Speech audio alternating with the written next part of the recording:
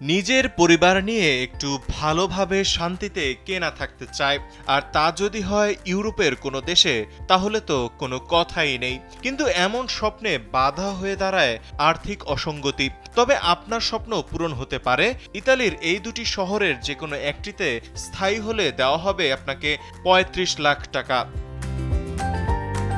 ইতালির দক্ষিণের গ্রাম ক্যালেব্রিয়া, সেখানে গিয়ে বসতি স্থাপন করলে সেখানকার প্রশাসনের পক্ষ থেকে দেওয়া হবে ২৮,০০০ ইউরো, যা বাংলাদেশি টাকায় প্রায় ৩৫ লাখ টাকা। মাত্র ৩,০০০ জনবসতির এই শহরে আছে পাহাড় ও সমুদ্র সহ প্রাকৃতিক সৌন্দর্য উপভোগের সুযোগ। মূলত শহরটির জনসংখ্যা বাড়াতেই এই উদ্যোগ নিয়েছে সেখানকার প্রশাসন।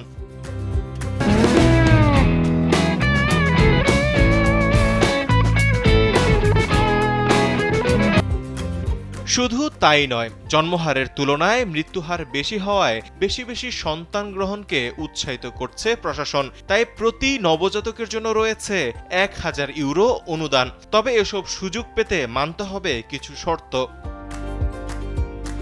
যারা সেখানে সংসার পাততে চান তাদের অবশ্যই সেখানে একটি বাড়ি কিনতে হবে, সেক্ষেত্রেও ভর্তুকি দেবে সরকার। এছাড়া সেখানে শুরু করতে হবে নতুন ব্যবসা, তবে অবশ্যই আবেদনকারীর বয়স হতে হবে ৪০ বছরের নিচে।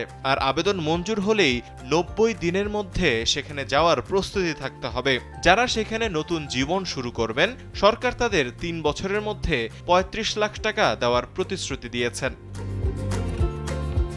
মূলত শহরটিতে জনসংখ্যা বৃদ্ধি ও অর্থনীতিকে চাঙা করতেই সেখানকার প্রশাসনের এই উদ্যোগ।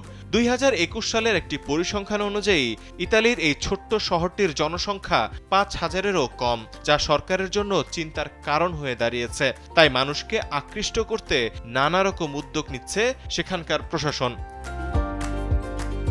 দেশটির দক্ষিণের আরেক শহর প্রেসিসেও বসতি গড়ার ক্ষেত্রে একই রকম সুযোগ সুবিধা দেওয়া হচ্ছে। তবে ক্যালিব্রিয়ার মতো প্রেসিসেও মানতে হবে কিছু শর্ত। আবেদনকারীকে হতে হবে ৪০ বছরের কম, কিনতে হবে বাড়ি, শুরু করতে হবে নতুন ব্যবসা। এর বিপরীতে সেখানকার প্রশাসন থেকে দেওয়া হবে ৩৫ লাখ টাকা। তৌহিদুল ইসলাম তারেক, কালবেলা।